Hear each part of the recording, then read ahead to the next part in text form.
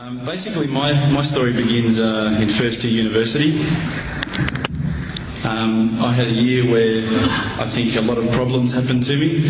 My parents separated that year. My dog died. That was a particularly tough day. Subhanallah. I had 2 car accidents in the space of 1 week. And also, sadly, I had a friend pass away that year. I think that year led me to sort of ask some questions along the lines of, why am I here? What's the purpose of life? Why do I get up in the morning? Why do I even bother? Why don't I just sit on the couch, watch TV, Jerry Springer, whatever? And I think I started to ask questions about, the purpose of life, and that led me to start to do a bit of a holy quest. Naturally, as an Aussie, the first thing I did was investigate Christianity. I had a few Christian friends, and I remember going to a church camp. It was one of the funniest camps I've ever been to in my life.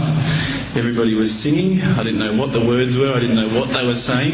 It sounded great. They had beautiful voices, but it just seemed really strange. And everybody was telling me how much God loved me, and I was thinking, God loves me?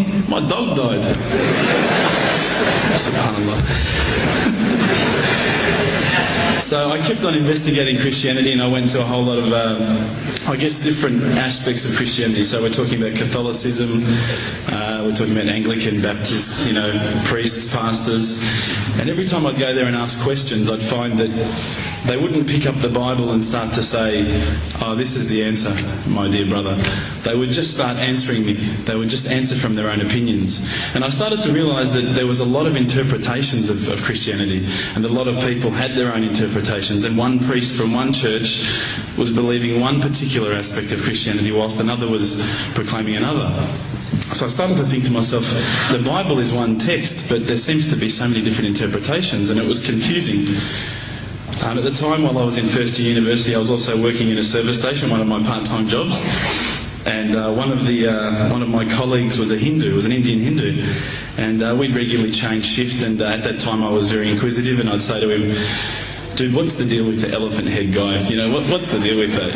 Why has that guy got an elephant head? And he's going, oh, that's Ganesha, this. I said, but couldn't you have chosen like a lion's head or something a bit better? We'd have, these really deep theological debates while people were buying petrol. And I'd be saying, yeah, but why, bro? $5 of gas, thanks, mate. Yeah, no problems. And again, I found that was very hard to stomach. So I sort of investigated a little bit further. I had a good friend of mine was a Mormon, and I found that this religion actually appealed to me the most out of all of the Christian religions, the Church of Latter-day Saints. They were quite strict. They don't drink alcohol. They don't drink caffeine, so unfortunately Coke's out, guys, because I know Lebos love Coke. But again, there was that leap of faith I felt that I had to make to embrace this religion. And I found that, I wasn't just into making a leap of faith, I wanted proof. I also investigated Judaism, would you believe? And my original name before Abu Bakr is Reuben. So if you've probably seen all the movies, you've seen Reubenstein. At the end, they probably thought I was Jewish, so they thought, oh, this guy's, one of us. But again, I just didn't find what I was looking for. Lastly, I probably looked into Buddhism, and I found that this was probably the religion that I was going to choose. I thought, look, this is great. There's so much. People at peace here. They seem to be really switched on, and they seem to be living one with the world, and that's what really appealed to me. But the more and more I looked into it, I guess I realised that it wasn't a religion of God. It was just a nice way to live. One of my friends, one of my close friends, who's a Christian, would you believe, said, tell me the religions that you've investigated. So I went through them. I said, Judaism, Christianity, Catholicism, Buddhism, Hinduism, He goes, what about Islam? Islam? They're terrorists. I'm not going to investigate that religion. They're crazy. Why would I even look at that religion? But lo and behold, I found myself walking into a mosque one day. This was my eternal quest. So I walked straight in, shoes on, straight across the prayer rug. There was a brother praying. I walked straight in front of him. As he went to go into sujood, I almost stepped on his head. Subhanallah, I didn't have any clue what I was doing. I I looked over and I saw this brother. You probably know this guy. This is Abu Hamza. He's come here and he's lectured a few times. SubhanAllah, I call him Abu Da'an because he's got a very large beard, mashallah. He came walking out towards me and I thought, today I'm about to die. This is the last day of my life. I'm a dead man. I'm a white boy in Lebland. What am I going to do here? I'm dead. He came walking across as though he just walked out of the Sahara Desert. Big abaya, big beard. But subhanAllah, the first words he said were, "G'day mate, how you going?" If only he had the can of VB, it would have been perfect.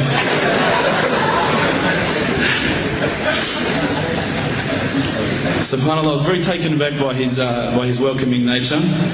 As Aussies, I guess now, I don't want to offend any Australians here, but my upbringing is from a country upbringing. My parents raised me as an atheist. They were raised as Christians. They were dragged along to church every Sunday, and they hated every minute of it. So as soon as we were born, they drummed it into our heads that when you die, you're worm food. That's it. There's no afterlife. There's no God. It's all rubbish. So I was raised as an atheist. So when I walked across and I saw Abu Hamza and he was talking to me in a very polite fashion, which I was very thankful for because I was sure I'd seen him on the 5 o'clock news hijacking a plane the day before.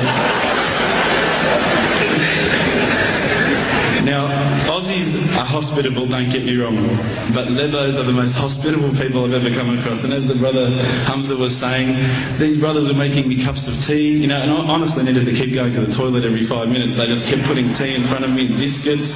I'd never seen anything like it. And I think to some degree I kept coming back for the biscuits, but also for the religion. So when I sat down with these brothers, I actually started asking questions. I asked all the questions that I've asked of the priests, of the pastors, of my friends. And subhanAllah, the thing that really struck me is that every time I asked the question, they wouldn't just answer. They would pick up a Quran and they would say, "Read this, bro. Read this." And there was the answer every single time. And I would ask another question, you know the hard questions, not the easy questions. Why do women have to wear the scarf? Why the hijab? How come I can have 4 wives and she can't have 4 husbands? I wanted to know all the tough questions, which is the first questions I guess you ask when you come across Islam. But lo and behold, they kept on answering the questions with the Quran, not from their own opinion. And I got frustrated with this. And I actually said to one of the brothers, because by this stage I think I've been going there for about a couple of weeks, there was always a few brothers there when I went. And I said to one of the brothers, I said, what's your opinion on the matter? Why won't you give me your opinion? And one of the brothers turned to me one day and said, how can I have an opinion when this is the word of God? SubhanAllah, I remember that really hit me. So I asked them if I could take a Quran home, and I didn't say I was going to use it to chalk up the couch or anything like that. I said I was going to respect the book, so I took it home, I started reading it. What I found was, while reading it, it wasn't as though I was reading a story, it was as though I was reading someone commanding me, someone giving me guidance. And one night I decided to really try and get the spiritual mood happening, and I'm sure probably some of you have heard this story before, so I apologise. I'd lit a candle, I had the window open, I had the curtains drawn, I was trying to get that really spiritual feeling. It was a nice summer night in Melbourne, as summer as it can get in Melbourne, and I was sitting there thinking, this is it, this is the night. I'd been, investigating all the spiritual proofs, all the scientific proofs about the fact that the mountains are the pegs, about, how the embryo develops inside, the woman, all these amazing proofs, but I still needed that little push. It's like I was on the edge of a cliff, I was ready to jump, I just needed a push. So I was sitting there, it was very quiet. I was reading Quran, I stopped. I said, Allah, this is my moment. This is the time I'm about to jump into Islam. All I need is just a sign. Just a little sign, nothing huge, maybe a bolt of lightning. Maybe half the house could fall down or something, just small. Small for you, man. You created the earth, come on. So I sat there. I was waiting for the candle to start gliding up to 4 metres high like in the movies. And I go, okay, go. And subhanAllah, nothing. Absolutely nothing happened. I was really disappointed, to be honest. So I sat there and I said, Allah, this is your chance. I'm here.